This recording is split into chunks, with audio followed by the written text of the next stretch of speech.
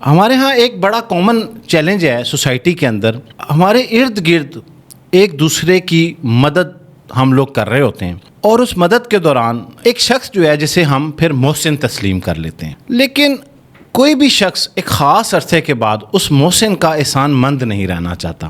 ایسی صورتحال کیوں پیدا ہوتی ہے؟ یا پھر یہ محض ایک وہم ہے ان لوگوں کے لیے جو اس میں سے گزر رہے ہوتے ہیں؟ محسن کے ساتھ کام ختم ہو جاتا ہے جب وہ دیکھتے ہیں کہ مجھے اس کے ساتھ جو ریکوائرمنٹس تھی میری ذات کے حوالے سے، جو مجھے فائدہ مل رہا تھا، چاہے وہ علمی ہو، ایموشنل ہو، کسی قسم کا بھی ہو، جب وہ ایک کنیکشن ٹوٹتا ہے نا اس کا فائدے کا، تو وہ کسی دوسرے لوگوں کی تلاش میں چلا جاتا ہے۔ لیکن جو بڑا انسان ہوتا ہے وہ اپنے محسنوں کو بھی یاد رکھتا ہے، اور جو آگے آنے والے جو محسن وہ نئے بنا رہا ہے ان کے ساتھ بھی تعلقات جو ہے وہ استوار رکھتا ہے۔ یہ معاملہ ہے جنجوعہ صاحب وقت کا، صحیح، اور انرجی کا، ریسورسز کا۔ انسان وہاں پہ اپنا وقت لگانا چاہتا ہے، ریسورس لگانا چاہتا ہے، انرجی لگانا چاہتا ہے جہاں سے اس کو کچھ ملے۔ جو پیچھے والا محسن تھا اس کو حاصل کر لیا سب کچھ اس سے، اور اب وہ پھر نئے محسن اور نئے لوگوں کی تلاش میں نکل پڑتا ہے۔ اس کا مطلب یہ ہو سکتا ہے کہ کوئی بھی شخص جب کسی سے بھی تعلق قائم کرتا ہے تو اس کی بنیاد جو ہے وہ کوئی غرض ہو سکتی ہے، ہوتی ہی غرض ہے جنجوعہ صاحب۔ دنیا میں کوئی کنیکشن میرے خیال کے مطابق غرض کے بغیر ہو نہیں سکتا۔ اس پہ ہم نے 4 دن رات لگا کے ڈیبیٹ کی کہ کیا دنیا میں کوئی عمل انکنڈیشنل ہو سکتا ہے، تو پھر ہم اس نتیجے پہ پہنچے کہ یہ نہیں ہو سکتا۔ دیر از سم کنڈیشن۔ اب اس کنڈیشن کو 2 حصوں میں آپ تقسیم کر لیں۔ صحیح، ایک ہے ٹینجیبل اور ایک ہے انٹینجیبل، یعنی کہ ایک مادی ہے اور ایک ایموشنل ہو سکتا ہے، علمی ہو سکتا ہے، روحانی ہو سکتا ہے، لیکن اس کا کوئی نہ کوئی مقصد، کوئی نہ کوئی غرض وہ ضرور ہوتی ہے۔ یہ جو صوفی لوگ ہوتے ہیں جی، کیا یہ بھی اسی دائرہ کار میں آتے ہیں اور اس قید میں ہوتے ہیں کہ انہیں بھی کسی سے جڑنے کے بعد ان سے کچھ چاہیے ہوتا ہے؟ بالکل، لیکن انسان ہے۔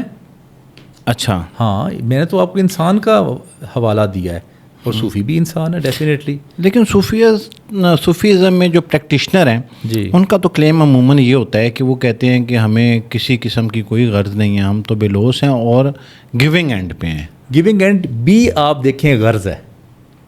یہ کیسے غرض ہوئی؟ آپ نے کسی کو کچھ چیز دی، صحیح، کیا اس سے آپ کو تسکین پہنچی؟ ٹھیک ہے، کیا آپ کی سیلف اسٹیم ہائی ہوئی اس سے؟ بتاتے جائیں۔ جی جی جی، بالکل ہوئی، کیا معاشرے میں مقام بڑھا، عزت ہوئی، واہ واہ ہوئی؟ تو یہ وہ چیزیں جو اس کو حاصل ہو رہی ہیں۔ اب اس کے اندر 2 پہلو اور ہیں۔ جی جی، یہ ہو سکتا ہے ان کا جو مزاج ہے یا وہ عمل ہے وہ انکانشیس کر رہے ہوں، یا کچھ لوگ کانشیسلی کر رہے ہوں۔ ویسے انسان دوسرے انسان کو خوش کرتا کیوں ہے؟ 2 ریزنز ہوتی ہیں اس کی۔ ایک تو اس نے کہیں نہ کہیں خدا کی کچھ روایات، کچھ آیات سنی ہوئی ہیں، ٹھیک ہے، کہ تم میں سے بہتر وہ ہے جو دوسروں کے لیے بہتر ہے۔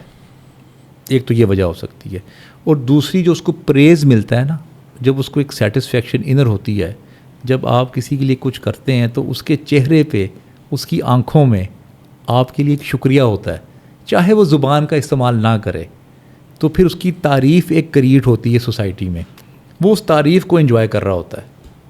تو اس کا مطلب ہے کہ صوفی بھی تعریف جیسی چیز سے خالی نہیں ہے، اس کو بھی تعریف چاہیے ہے، اس کو بھی یہ چاہیے کہ لوگ اسے پریز کریں، لوگ اس کے بارے میں ڈسکس کریں، اور سوسائٹی میں کہا جائے کہ فلاں صوفی شخص نے میرے لیے زندگی میں بہت کچھ کیا ہے۔ میں نے سر اس لیے پکڑ لیا ہے جنجوعہ صاحب جی جی، کہ سبحان ربی الاعلیٰ، سبحان ربی العظیم ہم پڑھتے ہیں، صحیح، ہم خدا کی تعریف کر رہے ہیں نا۔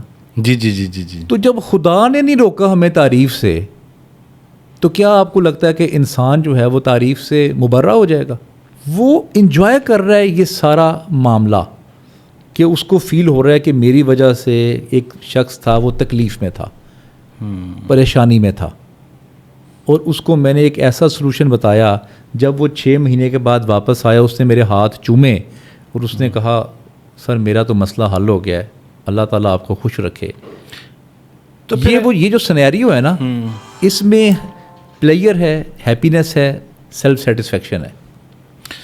تو پھر اس کا مطلب یہ ہے کہ لوگ کیوں یہ ایکسپیکٹ کرتے ہیں کسی صوفی سے کہ یہ جو ہے اپنی تعریف نہ کروائیں. بعض لوگوں کو یہاں تک بھی اعتراض ہوتا ہے کہ یہ میڈیا پہ کیوں آتے ہیں. کچھ لوگ جو یہ ہیں وہ کہتے ہیں کہ یہ اپنی سیلف پریزنگ کے لیے اپنے ارد گرد ایک مجمع لگا کے رکھتے ہیں. تو آپ کے مطابق ان تمام لوگوں کے یہ تمام اعتراضات بھی غلط ہیں اور کسی صوفی کے خالص ہونے کا اندازہ اس بات سے مشروط بھی نہیں کیا جا سکتا کہ کیوں کرنا ہے. اگر وہ سیلف پریز اگر ان کو پسند ہے کسی کو تو کرنے دیں ان کو, ٹھیک ہے, اس میں برائی کیا ہے. کیونکہ درس دیتے ہیں نا اکثر جو ہے وہ صوفی لوگ یہ درس دیتے ہیں, ملامت کا درس دیتے ہیں. وہ ملامتی صوفی اور ہیں, ٹھیک ہے, وہ اپنے آپ کو برا بلا کہتے ہیں. لیکن اب اس میں بھی ایک بڑی خوبصورت بات ہے. اچھا, وہ اپنے آپ کو برا بلا کہہ رہے ہوتے ہیں سب کو کہ میں برا ہوں, میں گنہگار ہوں اور میں ایک گندا انسان ہوں. وہ اپنے بارے میں یہ بات کر رہے ہوتے ہیں اور لوگ کہہ رہے ہوتے ہیں واہ واہ واہ کتنی اچھی بات کر رہے ہیں بابا جی. اس میں بھی تعریف ان کو مل رہی ہے.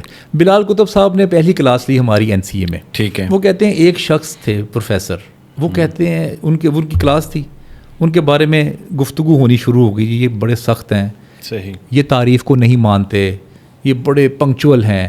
صحیح. اب ایک لڑکی تھی وہ آپ کی طرح کی شرارتی تھی. وہ جیسے ہی وہ کلاس میں انٹر ہوئے تو لڑکی کھڑے ہو کے کہتی ہے کہ پروفیسر صاحب سے کوئی ایسی ویسی بات نہ کیجیے گا, یہ تعریف کو نہیں مانتے. واہ. اور یہ بھی تعریف تھی, یہ بھی تعریف تھی, اور وہ اسی پہ خوش ہو گئے.